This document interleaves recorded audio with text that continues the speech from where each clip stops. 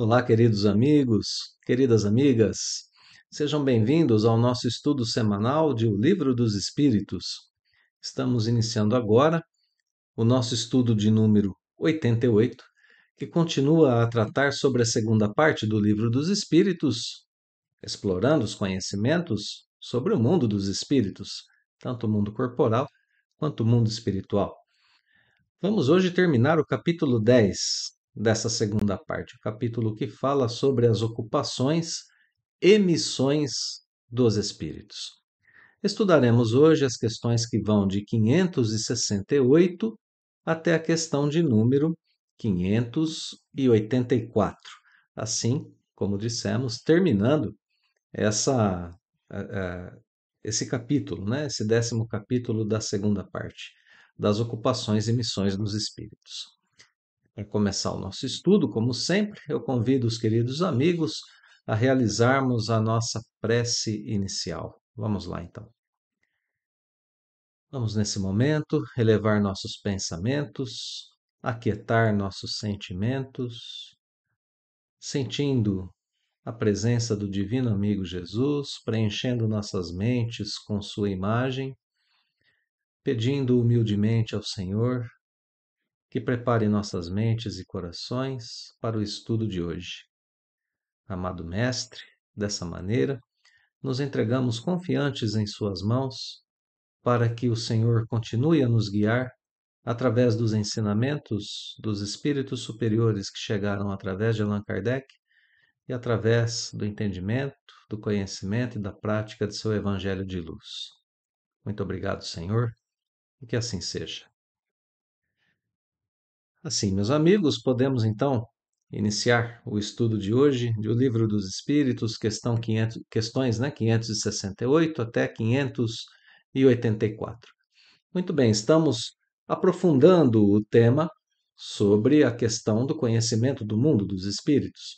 Já vimos anteriormente que os espíritos atuam em nossos pensamentos, atuam em certos fenômenos da natureza, atuam, de certa forma, no plano espiritual e no plano material. No início desse capítulo 10, nós percebemos que o título é Das Ocupações e Missões dos Espíritos e dividimos o nosso estudo em duas partes. Até a questão de número 567, nós percebemos que estávamos estudando as ocupações dos espíritos, tarefas dos espíritos em geral. Agora, da questão 568 em diante, a gente vai ver que o foco, do estudo muda. E Kardec começa a perguntar sobre as missões dos espíritos. Então é isso que nós vamos estudar hoje. Começaremos a estudar de modo mais direto, mais intensivo, as missões dos espíritos. Vamos dar uma olhadinha inicial aqui no nosso texto, para a gente perceber um pouquinho do movimento que ele vai fazer. Kardec começa na questão 568 perguntando se as missões são cumpridas no plano espiritual ou no plano material. Então a pergunta é: onde acontecem o cumprimento das missões? Na questão 569, em que consistem as missões? Primeiramente dos espíritos desencarnados, espíritos errantes, depois dos espíritos encarnados. Então, para a gente pegar a linha de raciocínio, onde acontecem, em que consistem, um pouquinho adiante, se elas são perceptíveis, sempre perceptíveis, um pouquinho adiante ainda que na questão 571, quem desempenha são só espíritos elevados.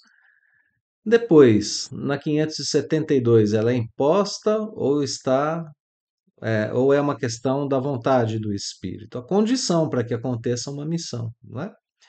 E na questão 573, depois a gente vai ver que o foco do texto muda para os espíritos encarnados. Mas o importante da gente perceber é que até aqui, até a questão de número 572, foram colocados princípios muito importantes para entendermos o que é uma missão, para melhorarmos o nosso entendimento e começarmos a diferenciar a missão daquilo que é a ocupação.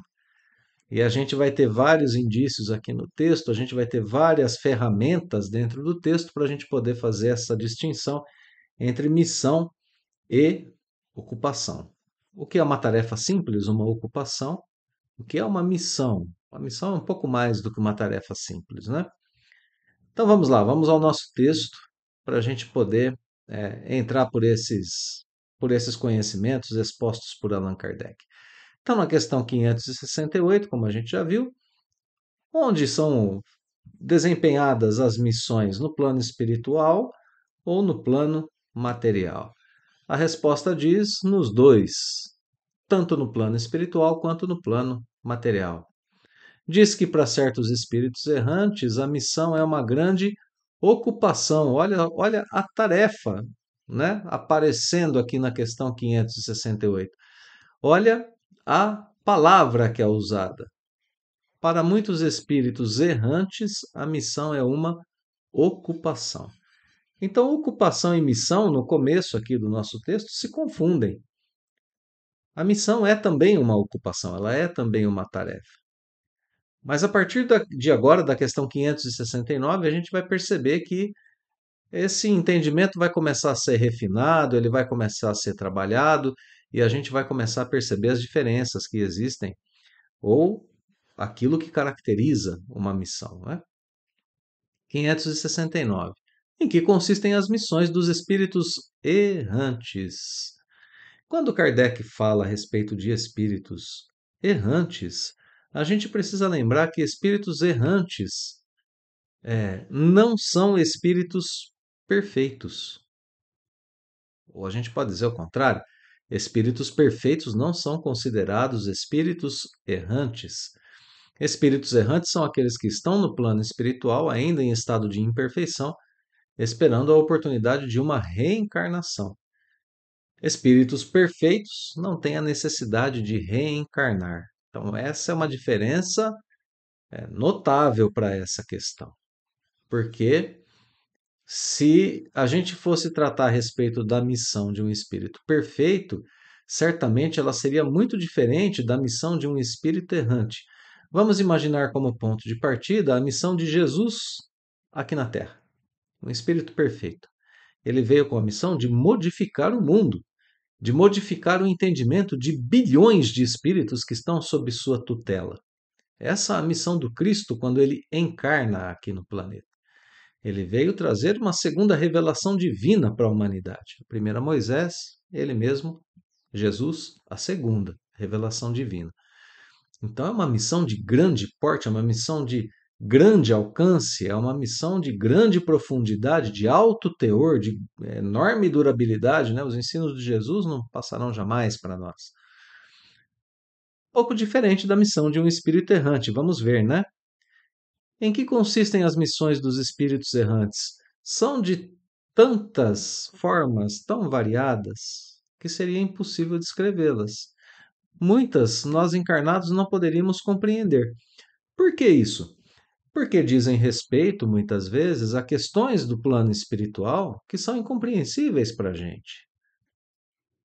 Existem certas condições, certas tarefas dentro do mundo espiritual que nós, espíritos encarnados, não temos acesso. Como já vimos várias vezes aqui no próprio livro dos Espíritos, né? Os espíritos superiores dizendo: olha, esse não é o momento de conhecer isso, vamos deixar um pouco mais para frente, né? Precisa desenvolver um pouquinho mais. É isso que está acontecendo aqui. Um espírito desencarnado tem acesso a certas coisas que um encarnado não tem. Então a gente não consegue compreender muito bem. O que a gente precisa saber é que dentro de uma missão se executa as vontades de Deus. E muitas vezes a gente não conhece os desígnios de Deus, então certamente a gente não vai compreender. Importante de saber que mesmo espíritos errantes têm missões as mais variadas que a gente possa imaginar. Bom, aí a gente entra no comentário de Allan Kardec. Kardec vai começar a melhorar um pouco para a gente essa nossa percepção sobre o que é uma missão. Uma missão sempre tem por objeto o bem, diferentemente de uma ocupação. O espírito errante pode realmente se ocupar de alguma tarefa que não vai ter por objeto nem como objetivo o bem. Ele pode produzir algo que não seja o bem, voluntariamente, inclusive. então não pode ser considerado uma missão. Então, olha aqui, a gente refinando já o nosso vocabulário, né? Uma missão sempre é voltada ao bem. É, Para ser considerada uma missão, os homens ou os espíritos são incumbidos de auxiliar no progresso da humanidade, seja considerado os povos ou indivíduos, seja em circunstâncias mais amplas ou menos amplas de ideias. Então veja que a missão ela pode ser uma missão pequena ou pode ser uma missão muito grande, mesmo para espíritos errantes, né? Então, missões das mais variadas formas. Kardec ainda vai dizer que alguns desempenham missões mais restritas e, de certo modo, pessoais ou inteiramente locais.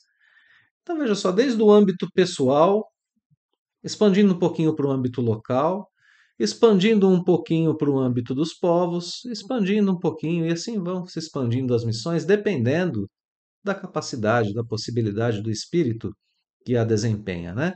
Então são missões, por exemplo, assistir os enfermos, os agonizantes, os aflitos e assim por diante. Seja dentro do âmbito que for, pode ser um enfermo. Pronto, pode ser uma missão do espírito, um estudo profundo para o seu próprio desenvolvimento intelectual, ainda no plano espiritual. Pode ser uma missão dele para aquele momento. Precisa desenvolver-se nessa área para executar uma tarefa maior depois. Ele vai tomar isso como uma missão. Tem por objeto o bem, auxilia o progresso seu e da humanidade, é uma missão restrita e pessoal. Então, a partir desses contextos menores, a gente pode imaginar que essas missões vão crescendo para contextos maiores. Eu acho que com isso, com esses comentários, a gente cria uma ideia da diferença entre a missão e a ocupação, principalmente nesse quesito, né? Dela ter sempre por objeto o bem. Kardec conclui dizendo que pode-se dizer que há tantos gêneros de missões quantas as espécies de interesses a resguardar. Então, né, quando o interesse é voltado ao bem, precisa ser resguardado, ele pode redundar em uma missão, tanto do plano físico quanto do plano moral. E aí, como consequência, o espírito se adianta conforme a maneira porque desempenha a sua tarefa. Muito importantes essas duas primeiras questões, 568 e 569, porque nos dão essa visão geral, esse aspecto geral a respeito do que seriam as missões, qual a diferença delas, a principal, pelo menos, diferença delas, em relação às ocupações. Continuamos. Questão 570. Os espíritos sempre percebem os desígnios que lhes compete executar? Questão importante, né? O espírito sempre tem a percepção das suas missões, daquilo que lhe cabe fazer? A resposta é não. E essa resposta vem desse jeito porque a gente tem um complemento dizendo, né, que justifica o não, dizendo que muitos espíritos são instrumentos cegos do que? Da vontade de Deus que a gente viu ali atrás. Outros sabem muito bem. Então, alguns são instrumentos cegos, outros sabem muito bem. Então, existem todos os tipos de missões, algumas inclusive inconscientes.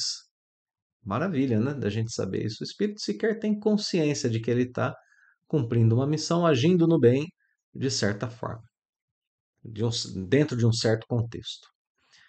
Seguimos. Quem desempenha missões entre os espíritos? Apenas os espíritos elevados? Notemos que a resposta é uma resposta indireta.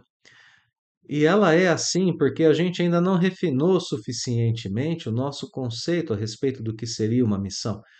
Então a resposta vem nos seguintes termos, dizendo que a importância das missões é correspondente à capacidade e à elevação do espírito que vai desempenhá-la. E tem uma comparação interessante no final da questão, dizendo que um estafeta, né, um ajudante, uma pessoa que leva um telegrama ao seu destinatário, também desempenha uma missão. Né? Então, olha só, um simples auxiliar, um estafeta, também tem a sua missão, levar o telegrama, né? Não é a mesma missão de um general que comanda muitas pessoas, não tem a mesma amplitude, não tem talvez a mesma o mesmo grau de alcance, mas tem também a sua responsabilidade, porque se ele não levar o seu telegrama, a pessoa a quem ele foi dirigido jamais vai saber a informação que está lá dentro. Claro que um general comanda um número muito maior de pessoas e tem uma amplitude de ação muito grande. O que eu estou querendo dizer aqui com essa comparação, explorando um pouquinho essa comparação que é feita no Livro dos Espíritos, é o seguinte: embora a missão do estafeta, de um simples auxiliar, né, de um, de um rapaz que leva e traz mensagens, embora não tenha o mesmo grau de, de ação, né, de abrangência da missão do general, o estafeta, para com a sua missão de entregar um telegrama, tem exatamente a mesma responsabilidade, tem que ter, né, a mesma responsabilidade que o general precisa ter diante da sua missão, porque senão não se cumprem as missões. Então, em um aspecto geral, sendo uma missão, o grau de responsabilidade tem que ser o mesmo para uma missão de menor abrangência, quanto para uma missão de maior abrangência. Então, aqui, né, é 571, só espíritos elevados têm missão? A gente já percebeu que não, embora a resposta seja indireta, né? Se a importância das missões corresponde à capacidade e elevação do espírito, isso quer dizer que todos os espíritos têm um certo tipo de missão. Todos os espíritos têm um certo tipo de missão. Então vamos continuar para a gente entender melhor isso, né? A missão é imposta ou depende da vontade do espírito? O espírito pede e se considera feliz quando a obtém. Então é claro que depende da vontade. Ele pede a missão, ele quer a missão. Nem sempre é dada, como a gente pode perceber aqui indiretamente na resposta, né? Ele se considera ditoso se a obtém. Então nem sempre ele consegue aquela missão que ele pede. Na 572A, Kardec aprofunda dizendo o seguinte: ela pode ser pedida por muitos espíritos? Sim, sim. Frequentemente, né? É pedida por muitos espíritos. E nem todos são aceitos, confirmando a ideia que a gente já tinha. Então, olha só o que a gente está aprendendo a respeito das missões até agora. A gente está criando uma visão a respeito das missões que nos diz que a gente pode ter missões realizadas nos dois planos da vida, que elas consistem nas mais diversas tarefas, que o espírito pode ser um missionário mesmo que ele sequer perceba, que qualquer espírito tem missões a serem desempenhadas, e agora a gente está percebendo que a condição para um espírito ter uma missão é ele pedir. É ele pedir e estar preparado, né? Porque elas são disputadas e nem sempre ele está preparado para começar a desempenhar aquela missão.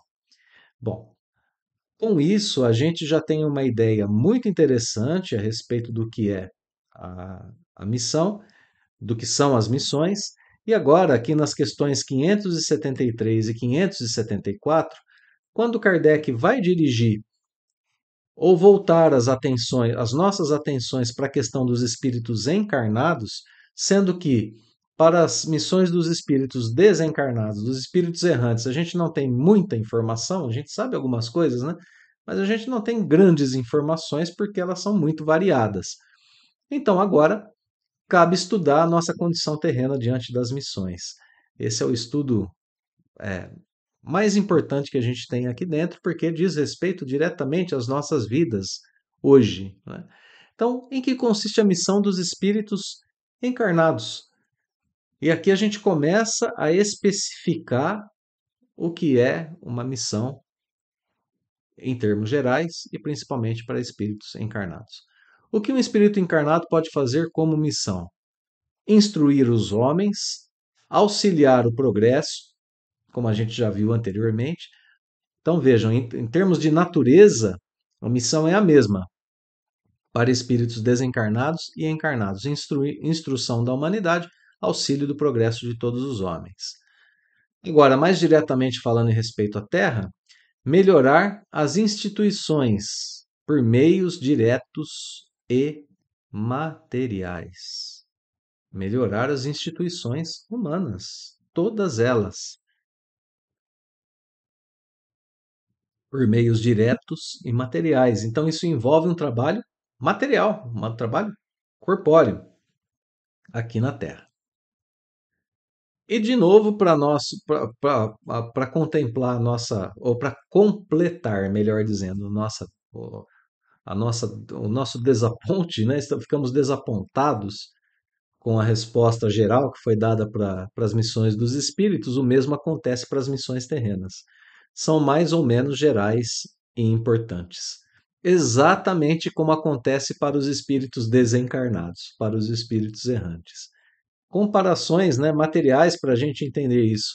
Uma pessoa que cultiva a terra desempenha uma missão muito nobre, tão nobre quanto um que governa ou que instrui. Claro, ele está provendo os seres materiais com alimento, então ele tem uma missão importantíssima. Tudo na natureza se encadeia. Então, aqui uma ideia mais geral a respeito do que é uma missão, né? Ao mesmo tempo que o espírito se depura pela encarnação, concorre dessa forma para a execução dos desígnios da providência. Olha só, é, cada um tem neste mundo sua missão, porque todos podem ter alguma utilidade. Então, aqui a missão diretamente ligada ao conceito de utilidade. Anteriormente, ele foi ligado ao conceito do bem. Toda missão tem por objeto o bem e toda missão é útil. Olha só, como que a gente está melhorando o nosso vocabulário a respeito das missões, né? Uma missão tem que ter por objeto exclusivamente o bem, tem que ser útil para aquele que a desempenha e para a humanidade. De que porte? De qualquer porte. O homem lavrando sozinho a terra está no desempenho de uma missão. Pode-se considerar assim. Então agora a gente precisa pensar muito bem essas questões aqui na Terra, né? A encarnação é necessária para o progresso. Então, eu encarno, se eu progrido, eu contribuo para o progresso dos outros. Estou em missão. Num contexto geral, muitas e variadas são as missões. A encarnação é necessária para o progresso, porque é no contato com as dificuldades da matéria que o espírito desenvolve virtudes. Isso nos convida a encarar, então, os desafios da vida como degraus evolutivos e como oportunidades missionárias ao mesmo tempo. Cada dor, cada prova, cada renúncia é uma oportunidade de fortalecimento espiritual individual e uma oportunidade de contribuição para com, para com os demais seres viventes que estão conosco aqui na Terra. Portanto, isso pode ser considerado uma missão. Para a gente aprofundar um pouquinho essa ideia, eu vou recorrer à Revista Espírita, aprofundar um pouquinho a ideia, né, do entendimento das missões. Eu vou pegar um missionário muito conhecido por todos nós, vou me referir a ele, o próprio codificador, Allan Kardec. Na Revista Espírita de 1866, nós temos nas dissertações espíritas instruções para o senhor Allan Kardec. Esse é o título do artigo que está na Revista Espírita de 23 de abril de 1866. Nessas instruções, quando a gente começa a ler essa instrução para o senhor Allan Kardec, o nosso querido codificador, nós vemos que a instrução começa dizendo que ele, Kardec, estava enfraquecendo dia a dia. A sua saúde estava ficando cada vez mais debilitada em consequência dos trabalhos excessivos aos quais ele se dedicava. E ele já não estava mais aguentando, não estava mais suportando aquela carga de trabalho. E olha só de que missionário nós estamos falando, hein, meus amigos? A respeito de um missionário do porte de Kardec, recebendo instruções do plano espiritual dizendo o seguinte: você precisa de repouso. Descanse. A sua doença é o resultado de um gasto incessante das forças vitais. Quando você dorme, você repõe. Os espíritos o auxiliam a repor. mas logo depois volta às tarefas demasiadamente desgastantes e então o corpo adoece. Eu quis trazer esse exemplo de Allan Kardec para que a gente possa pensar um pouco no nosso dia a dia aqui na Terra, falando a respeito de missões. É preciso que nós façamos uma análise muito profunda da nossa existência para que nós não nos desgastemos muito com as coisas terrenas, é uma recomendação do próprio Cristo, né? Não nos vos desgasteis pela posse do ouro. Muito cuidado com o desgaste a respeito das conquistas terrenas, das conquistas materiais, e por outro lado, muito cuidado também com o desgaste quando nós sabemos que estamos em uma missão nobre. O espírito anseia por progresso, ele anseia pela renovação, ele anseia pelas coisas espirituais. Então, muitas vezes diante disso ele exagera um pouco. E então a gente precisa tomar muito cuidado com isso para que a gente não recaia em um erro muito comum no nosso dia a dia. A gente se ocupa de diversas coisas, olha a palavra ocupação, né? Nos ocupamos de diversas coisas, de diversas tarefas, nos desgastamos demais, principalmente a nossa mente, sequestrada hoje pelos recursos da informática, né? Os recursos das redes sociais, assim por diante. Tudo isso sequestra nossas mentes, sequestra nossas energias e vai fazendo com que o nosso desgaste aqui no planeta Terra seja um desgaste muito grande. Se o próprio codificador teve problemas com isso, a ponto de receber e de publicar, Kardec era de uma humildade exemplar para todos nós, né? Ele poderia ter recebido essas instruções e ter guardado para si mesmo. Não, ele publica para que isso passe pela análise dos espíritas em todas as épocas e para que nós tenhamos oportunidade, olha a oportunidade que Kardec nos deu ao publicar, né? De trazermos isso para o nosso tempo. Ele tinha uma posição particular, peculiar aqui no planeta Terra, uma posição de quem realmente está à frente de trabalhos nobres, superiores, elevados. Então ele não devia se desgastar muito com trabalhos secundários, né? E estava acontecendo isso com a correspondência de Kardec. Ele tinha uma correspondência muito grande. E nesse sentido vem essa orientação aqui para Kardec. Olha, cuidado, né? Concentre-se naquilo que realmente é necessário. Desenvolva o que precisa ser desenvolvido. Às vezes é necessário sacrificar algumas satisfações particulares ao interesse geral. Isso é frase da, da instrução que está aqui para Kardec. É uma frase que nos cabe muito bem, né? Frase que cabe para cada um de nós muito bem. Porque às vezes a gente precisa de fato fazer essa análise do que é interesse particular, do que é interesse geral, daquilo que realmente é missão, daquilo que é só ocupação, e a gente se concentrar naquilo que realmente faz diferença em nossas vidas, né? Então, aqui, o missionário, diante da sua missão, se concentrando, tocando a sua vida em frente, buscando bons recursos, estando preocupado com a utilidade, estando preocupado com o objetivo no bem, mas também preservando-se. É o auto-amor. Bom, questão 574 vai tratar do caso exatamente contrário a esse. A gente vai se concentrar um pouquinho nela também. E aquelas pessoas que são voluntariamente inúteis, né? Se terminamos aqui falando sobre a utilidade, Kardec vai perguntar: e aqueles que querem ser inúteis? E a resposta vem: não, realmente existem pessoas que não querem, não sabem tornar-se úteis. São dignos de compaixão, compaixão. Pobres seres dignos de compaixão. É essa concepção que a gente deve ter deles, porque eles não progridem, não ajudam com o progresso dos outros, dignos de compaixão. O atraso por si só, a inércia por si só, como vimos no estudo anterior, é uma situação em que o espírito se encontra incomodado, é uma aflição, né? Na 574A, por que preferiram que fosse assim, uma existência de que não tirariam proveito? Porque também há preguiçosos que recuam diante de uma vida de labor.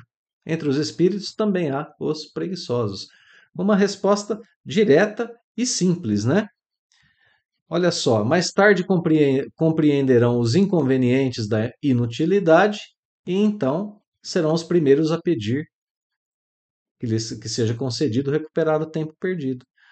Pode também acontecer que tenham escolhido uma vida útil e que hajam recuado diante da execução da obra. Então, nem sempre são preguiçosos, né? Às vezes, podem ter escolhido uma certa tarefa, mas na hora de executar essa tarefa recuaram. Então, vão sofrer. Certamente sofrerão pela sua inércia, pela sua inutilidade. Nós temos no livro O Céu e o Inferno, capítulo 7, item Espíritos Endurecidos, o caso do espírito Angel. Nulidade sobre a Terra é o título é, desse tópico, né, do livro O Céu e o Inferno. Então, esse espírito se apresenta espontaneamente, se apresentando com esse nome, uma moça, né, uma senhora com o nome Angel, e algumas perguntas são dirigidas a ela, né? Por exemplo, você se arrepende de suas faltas? Ela diz não. Então por que você veio aqui? Ah, para fazer uma tentativa. Que tentativa não fica claro, né? Ali no livro, mas segue as perguntas. Então você não é feliz? Não. Está sofrendo? Não. O que vos falta então? A paz. E aí vem uma observação, dizendo que certos espíritos não consideram como sofrimento senão aquilo que lembra dor física. Mas ela mesma diz que lhe falta a paz. Isso por si só, obviamente, é um certo tipo de sofrimento, né? Continua o diálogo e é perguntado a esse espírito o que foi que ele fez na última existência. A resposta vem em uma palavra só: nada. Fez nada. E aí continuam as perguntas, né? Em que posição você estava? Ah, eu estava numa posição média. Era casada? Era casada, sim, e era mãe também. Cumpriu com zelo os seus deveres de esposa e de mãe? Não. Meu marido me aborrecia, meus filhos também. Então não cumpri. E aí, uma pergunta, né, que vem na sequência. E como que a sua vida se passou? Como você passou a sua vida, né? O que você fez? Ah, eu me divertia enquanto solteira e me aborrecia depois de casada. Olha a disposição espiritual desse espírito, né? A disposição, a sua leitura de vida, a sua compreensão a respeito das coisas. Muito, mas muito, muito, muito restrita essa visão, né? Uma visão muito curta, mesmo depois de desencarnada, né? Pergunta ainda a ela: que ocupações você tinha? Ela responde: nenhuma. Quem cuidava da sua casa? Uma doméstica. Bom, aí pergunta, né? E não é nessa inutilidade que é preciso procurar a causa dos seus arrependimentos e dos seus temores? Ela responde assim: talvez tenhas razão. Então aí vem uma pergunta na sequência, mais uma vez. E você quer reparar? Quer se tornar útil? Ajudar espíritos? Aí ela pergunta: como eu posso fazer isso? Ué, ajudando esses espíritos a se aperfeiçoarem pelas suas preces, pelos seus conselhos, o que você acha? Ela responde o seguinte: não sei rezar. Então nós faremos juntos. Eu te ensino, você vai aprender. Você quer? Ela responde: não. Por que você não quer? Ah, porque isso traz fadiga, né? Isso traz cansaço. Então veja que a disposição desse espírito, né, que está desencarnado, e eu quis trazer esse caso para que a gente pudesse analisar o seguinte: o espírito está desencarnado e o homem foi criado para ser ativo. Quando ele está inativo, ele sofre. Atividade é a essência do espírito, né? Atividade do corpo para um espírito encarnado é uma necessidade. O trabalho precisa, a gente precisa trabalhar em alguma forma, né? Na, na concepção mais ampla da palavra trabalho, né? Qualquer ocupação útil, como a gente vai ver ainda aqui no livro dos Espíritos. Bom, concluindo, eu quis trazer esse caso de um espírito desencarnado para a gente ver o quanto é perigoso que nós nos mantenhamos em uma visão muito restrita, muito acanhada a respeito da vida, a respeito do mundo, porque a gente pode levar essa visão ao plano espiritual.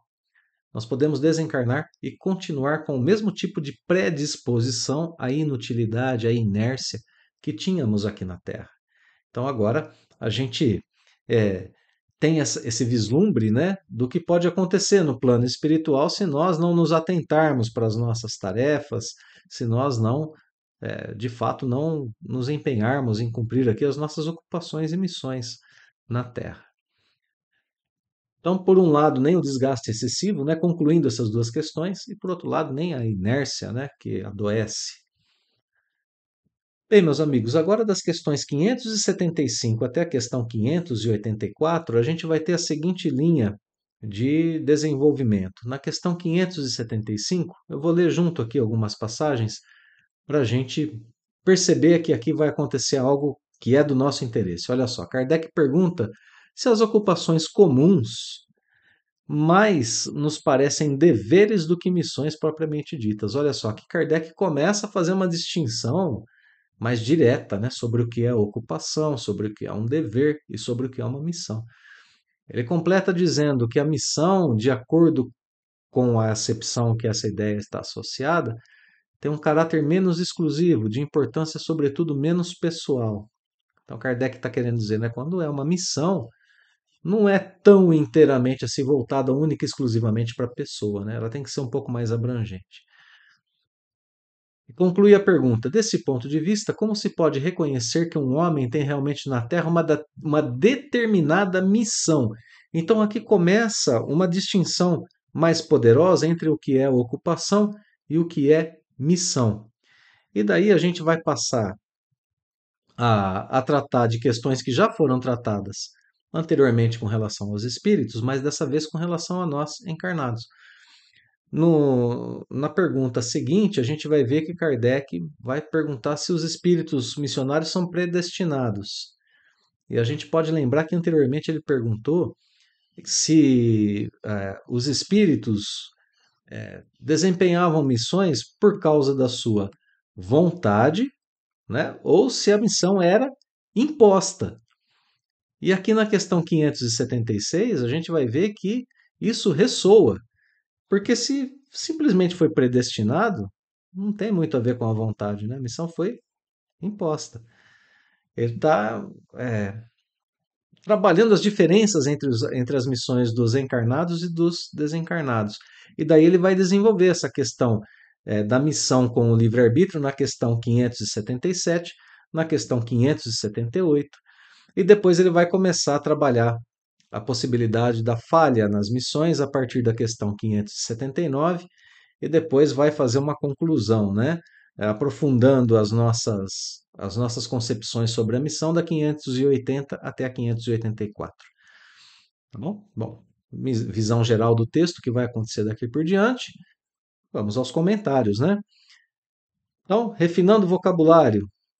Como a gente reconhece uma missão determinada na Terra? Pelas coisas grandes que opera, pelos progressos cuja realização conduz seus semelhantes. A gente pode pensar em alguns missionários aqui na Terra, né? Missionários do Evangelho, missionários das artes, missionários da literatura, missionários da tecnologia e assim por diante. Diversos tipos de missionários trabalhando em diversos tipos de áreas. A gente não vai pensar em missionários apenas como aqueles que desenvolvem o Evangelho. Não, missionários dentro dos aspectos materiais mesmo da vida, porque o progresso material faz parte da vida material na Terra e faz parte do progresso do espírito. Ok? Seguindo, são predestinados a isso antes de nascerem os homens que trazem importante missão. Olha que Kardec já está agora tratando a respeito desse tipo de missão aqui. Não das missões do nosso dia a dia, das ocupações comuns, não, nem dos deveres. Agora são as grandes missões que Kardec está tratando. São predestinados algumas vezes. Algumas vezes, né? Quase sempre, porém, o ignoram, baixando a terra, colimam um vago objetivo. Colimar é vislumbrar, né? Olham, percebem, meio que indiretamente assim, um vago objetivo. vago o objetivo. Depois do nascimento, e de acordo com as circunstâncias, é que suas missões se lhe desenham às vistas. Deus os impele para a cena onde devam executar seus desígnios. Então as coisas vão mais ou menos que acontecendo, né, para esses grandes missionários.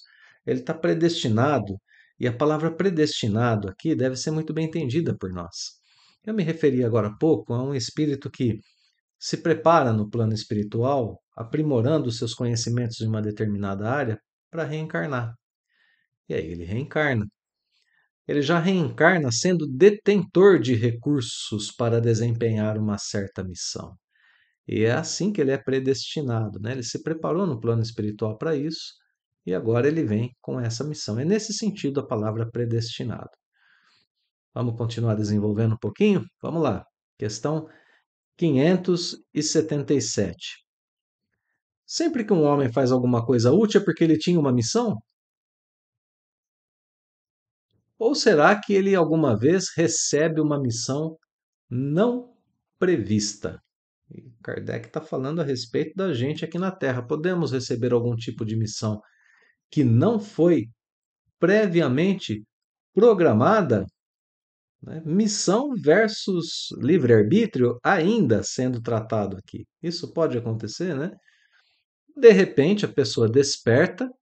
De repente, ela adquire conhecimentos pelos seus próprios esforços, de repente, começa a influenciar demais indivíduos, a contribuir em um nível maior. Isso pode acontecer sem ter sido preparado no plano espiritual?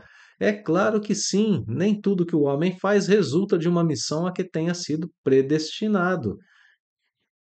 Muitas vezes ele é um instrumento de um espírito, tem grau de influência espiritual, né? O espírito quer que ele faça alguma coisa útil, influencia. Se ele está apto a ouvi-lo, a obedecê-lo, ele assim o faz. Aqui a gente tem um exemplo, né? Na resposta. O espírito entende ser útil que aquela pessoa escreva um livro, que ele próprio, o próprio espírito, escreveria se estivesse encarnado. Procura então um escritor mais apto a lhe compreender e executar o pensamento. Encontra, influencia esse escritor, transmite-lhe a ideia, o livro é escrito. O escritor não veio à Terra com a missão de publicar aquele livro, mas acabou publicando um livro que talvez tenha grande influência positiva sobre as pessoas, sobre os leitores daquele livro. Né? O mesmo ocorre em diversas áreas, trabalhos artísticos, descobertas. Então, aqui na questão de número 577, a gente percebe que se nós temos alguns recursos, se desenvolvemos alguns recursos, se estamos aptos a trabalhar no bem, se estamos dispostos, ora, nós temos grande chance de conseguir contribuir de alguma forma e às vezes de alguma forma que possa, sim, contemplar diversos tipos de pessoas, várias pessoas em várias áreas aqui na Terra. Vamos seguir porque agora a pergunta é muito interessante. O espírito pode, por própria culpa, falir na sua missão? Ele tem responsabilidade em falir numa missão de qualquer tipo, né? Dessas que são programadas ou dessas que não são? Sim, se não for um espírito superior. Porque um espírito superior não vai falhar. O espírito superior não falha. E aqui cabe uma reflexão muito rápida. Agora a gente entende porque foi Jesus, um espírito puro, a trazer a segunda revelação divina para a humanidade, um espírito puro a trazer essa segunda revelação. E agora a gente entende, lendo, né, as diversas informações que temos sobre o espiritismo, a gente vê que existiam espíritos preparados caso Kardec falisse na sua missão de trazer a terceira revelação divina para a humanidade, né? Se Kardec não conseguisse, haviam outros espíritos preparados. Um deles, Leon Denis. Bom, se Kardec não conseguisse, outro substituiria. Então a gente tem por aqui uma ideia de que se Kardec não era um espírito ainda superior, deveria ser próximo, né? E como não falhou,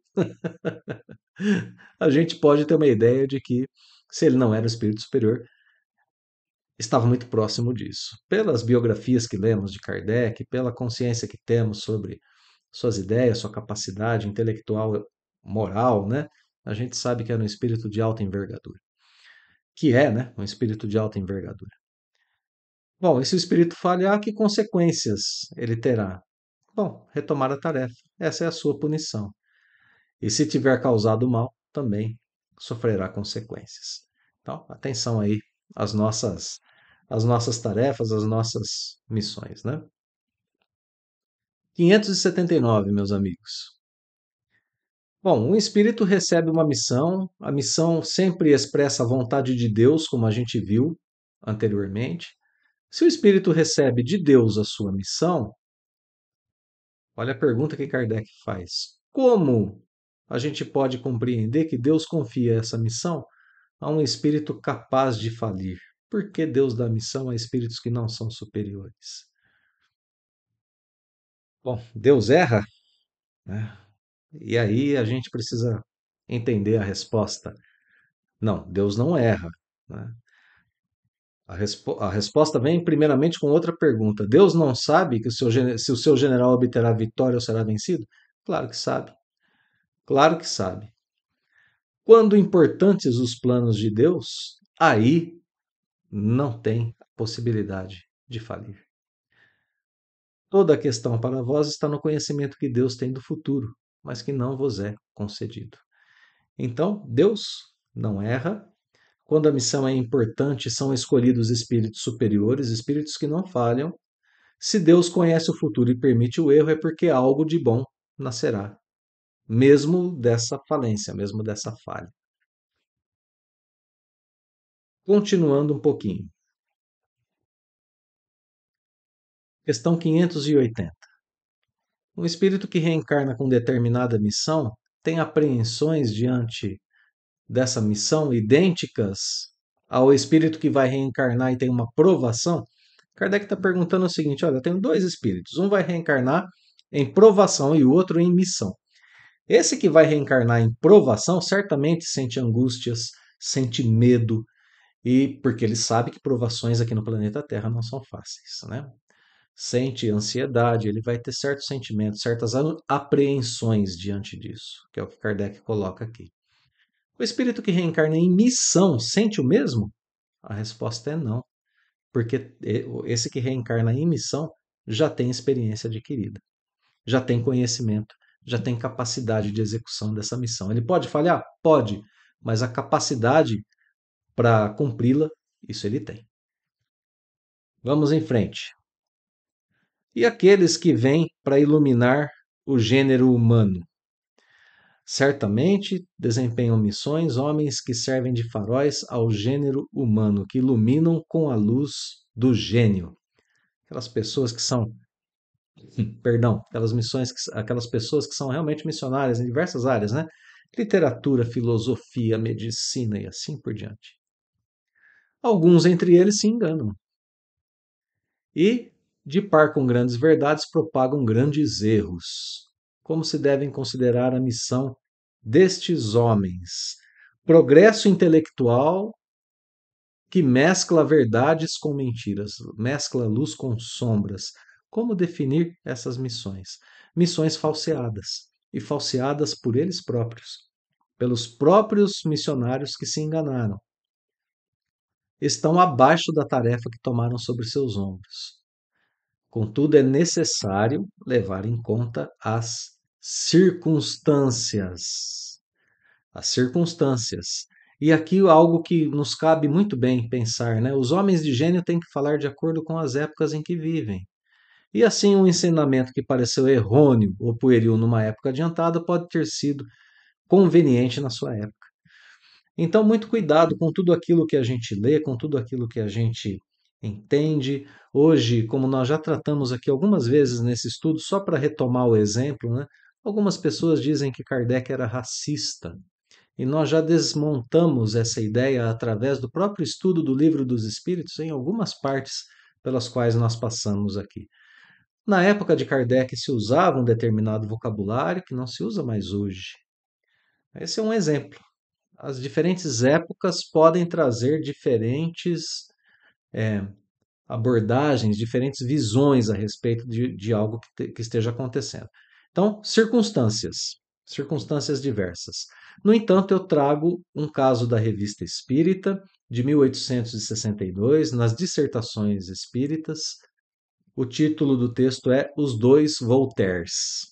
Voltaire, né? A gente sabe quem é Voltaire, o famoso filósofo francês, que a gente pode considerar pelo seu próprio texto aqui na Revista Espírita como uma dessas pessoas que veio para contribuir com seu gênio para o desenvolvimento intelectual da humanidade e que mesclou verdades com mentiras.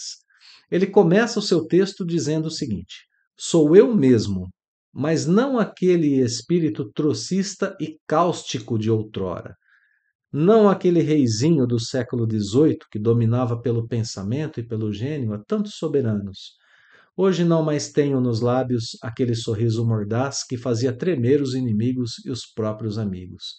Meu cinismo desapareceu diante da revelação das grandes coisas que eu tinha pretensão de saber, mas que só conheci no além-túmulo. E aí ele vai dizer que ele empregou sim parte da sua vida a procurar e conhecer Deus, seu princípio, mas ele se enfraqueceu diante disso, a sua razão se enfraqueceu e, embora não tenha negado Deus, negou sua glória, negou seu poder, sua grandeza. Isso foi para ele um grande equívoco. Então, esse espírito Voltaire, com perdão do trocadilho, volta, retorna do mundo espiritual para dizer que ele não é mais aquele do século XVIII. Por isso o título do texto é Os Dois Voltaires, né? Que ele agora é mais cristão, que ele agora quer esquecer a sua glória terrena, né? E lembrar sobre o Evangelho, lembrar sobre princípios sobre princípios superiores, né? E dizendo que inclusive sofre, expia e que está nessa condição no plano espiritual. Ele escreve textualmente: eu tinha a missão de instruir e esclarecer. A princípio o fiz, mas meu facho se extinguiu nas minhas mãos na hora marcada para a luz. Na hora mais importante, ele falhou. Né? Completando esse texto, vem um pequeno parágrafo de Santo Agostinho dizendo: olha, eu deixei que Voltaire falasse, sendo ele um dos grandes filósofos da humanidade. Eu deixei ele falar para que ele viesse dizer onde está a luz. Não na própria glória, não no próprio entendimento, na própria razão, mas na instrução, na missão bem cumprida e assim por diante, né? Santo Agostinho escreve: dizei-me que doutrina será mais suave para ensinar do que o Espiritismo?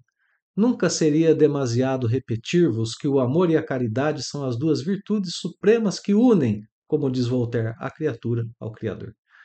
Então aqui não é a sublimidade da missão bem cumprida, né? Essa questão de que o homem de gênio pode sim falhar, mas que se ele tiver bem delineada a sua missão e a cumprir, isso pode se transformar em grande luz para a humanidade. Né? Questão 582, pode-se considerar como missão a paternidade? Sim, ela é uma verdadeira missão. Olha aqui, a missão trazida para uma condição que Deus impôs ao homem na Terra, né? Transformar-se em pai e mãe, obviamente aqui contemplando as duas condições, né? Pai e mãe. Maternidade, paternidade. A paternidade é uma missão? É uma verdadeira missão e ao mesmo tempo um grandíssimo dever, que certamente toca a responsabilidade do homem com relação ao seu próprio futuro. Que responsabilidade é essa? Dirigir os filhos na senda do bem. Ao mesmo tempo, missão e dever, né? Muitos há, no entanto, que mais cuidam de aprumar as árvores do seu jardim e de fazê-las dar bons frutos em abundância do que formar o caráter de seu filho. E aqui as árvores do jardim devem ser muito bem entendidas, né? É uma figura de linguagem que diz: muitas das pessoas na Terra estão muito mais preocupadas com pequenos afazeres materiais do que com a grande missão e grande dever que é educar um filho. Uma grande chamada de atenção para todos nós, né? Não devemos terceirizar a educação e os cuidados de nossos filhos. Embora a vida na Terra esteja muito corrida, sim, muitas tribulações, com certeza, mas primeiramente a missão, primeiramente o grande dever, depois o restante. Para completar na questão 583, Kardec pergunta se os pais são responsáveis pelo desvio de um filho que se envereda pelo caminho do mal, apesar dos cuidados que lhe dispensaram. Bom, os pais foram cuidadosos e ainda assim o filho se desviou. Os pais são responsáveis? Não, não são responsáveis. Porém, né, quanto piorem forem as propensões dos filhos, mais pesada é a tarefa e, portanto, maior mérito terão os pais se o preservarem desse desvio. 583A. Se um filho se torna um homem de bem, não obstante a negligência ou os maus exemplos de seus pais, os pais tiram daí algum proveito? E a resposta é: Deus é justo. Kardec é muito sábio, né? Ele coloca a situação contrária agora, na 583A. E aí ele vai dizer, né? Bom, e se o contrário acontecer? Os pais negligenciaram, mas o filho foi bem diante da justiça divina, né? Os pais tiram algo dessa experiência? Kardec, e a resposta vem: Deus é justo. Tudo está sob a justiça de Deus. Muito importante a gente pensar um pouquinho a respeito disso, né? E a gente vai desenvolver um pouquinho mais na 584. A gente vai completar esse pensamento já já. Vamos a ela então. Última pergunta e última resposta do estudo de hoje. E a missão do conquistador que visa apenas a sua própria ambição? Bom, ele vai espalhando calamidades. Que pensar dessa missão? Resposta: não passa de um instrumento de que se serve Deus para o cumprimento de seus desígnios, representando essas calamidades, um meio de que ele se utiliza para fazer que um povo progrida mais rapidamente. Progrida moralmente, por exemplo, auxiliando-se uns aos outros diante dessas calamidades. E agora 500 bom, aqui na missão, né, do ponto de vista de uma missão que causa calamidades, né? 584A.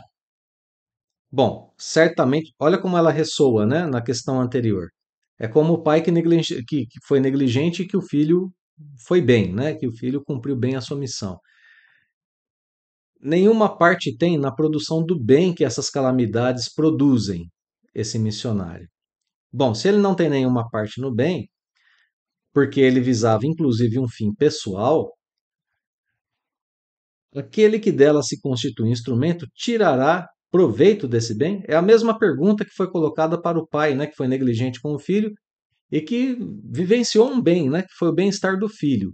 Aqui esse homem é ambicioso, causa calamidades, mas as vítimas dessa calamidade progridem. Ele tira algum proveito disso?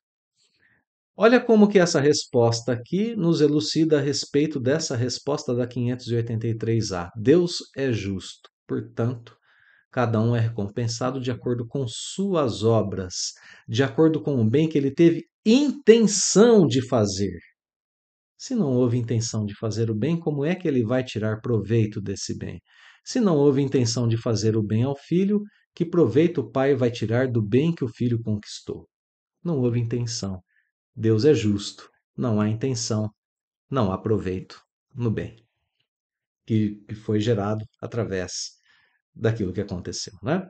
Para a gente encerrar, meus amigos, nós temos aqui uma conclusão de Allan Kardec na 584A, depois da 584A, na qual Kardec elucida aqui, faz um pequeno resumo das missões de desencarnados e encarnados. Resumo sobre tudo que a gente viu no capítulo, a didática, né? O grau de exposição, o grau de capacidade de fazer resumos, sínteses é muito grande em Kardec. Vamos perceber juntos? Vamos lá.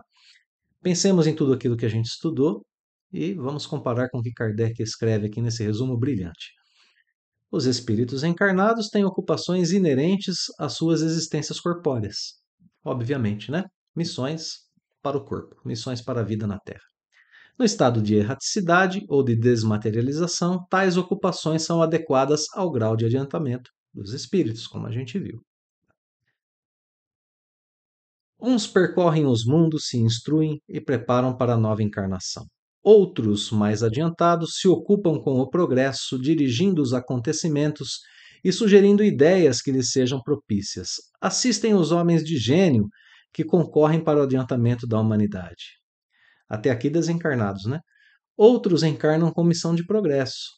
Outros tomam sob sua tutela os indivíduos, as famílias, as reuniões, as cidades e os povos, dos quais se constituem os anjos guardiães, os gênios protetores e os espíritos familiares. Olha a diversidade, né, de missões. Outros, finalmente, presidem aos fenômenos da natureza, de que se fazem os agentes diretos. Resumo do capítulo todo, praticamente, né? Os espíritos vulgares se imiscuem em nossas ocupações e diversões. Os impuros ou imperfeitos aguardam, em sofrimentos e angústias, o momento em que praza a Deus proporcionar-lhe os meios de se adiantarem. Se praticarem o mal, é pelo despeito de ainda não poderem gozar do bem. E assim, Allan Kardec, com seu comentário, encerra esse 10º capítulo da segunda parte de O Livro dos Espíritos, tratando um pouquinho ali sobre os espíritos desencarnados, principalmente os desencarnados, mas de passagem, né, falando sobre aqueles que encarnam em missões, dizendo ali, durante os seus comentários, que alguns encarnam com missões de progresso. E assim, meus amigos, nós encerramos o nosso estudo desse 10º capítulo, penúltimo capítulo da segunda parte do Livro dos Espíritos, e temos muita informação, temos muita coisa a refletir para as nossas vidas. Vimos aqui que todos os espíritos têm uma missão, encarnados ou desencarnados. Que a encarnação é parte essencial do nosso progresso espiritual e que temos aqui desde missões postas, como por exemplo a paternidade, para aqueles que são pais, obviamente, né? Temos as questões postas pela lei natural da Terra que exige, né, que para se gerar um novo ser, ele venha de dois outros. Então, a paternidade é imposta para a preservação da vida humana, imposta como missão. Essa é uma missão imposta para espíritos que reencarnam. Nosso progresso espiritual passa por esse tipo de missão. Essas impostas pela natureza, outras que nós adquirimos no decorrer da nossa jornada espiritual, outras que abraçamos aqui mesmo enquanto estamos encarnados. Essa visão nos convida a vivermos sempre com um propósito, com um objetivo, com responsabilidade e, acima de tudo, com fé na justiça divina. Aqui aprendemos que ninguém está aqui na Terra por acaso. Cada existência tem um objetivo, cada vida é uma oportunidade de crescimento e de contribuição para com a lei divina. Abracemos com carinho, com responsabilidade, nossas pequenas e nossas grandes missões. E assim todos nós estaremos no caminho, né, dos objetivos no bem e da utilidade que todos nós podemos ter diante da lei divina e diante das pessoas que convivem conosco aqui no planeta. Meus amigos, um abraço fraterno a todos. Muito obrigado por estarem comigo mais uma vez em mais um estudo. E fica o convite para continuarmos na próxima semana a estudar o Livro dos Espíritos. Nos vemos em breve. Até logo mais.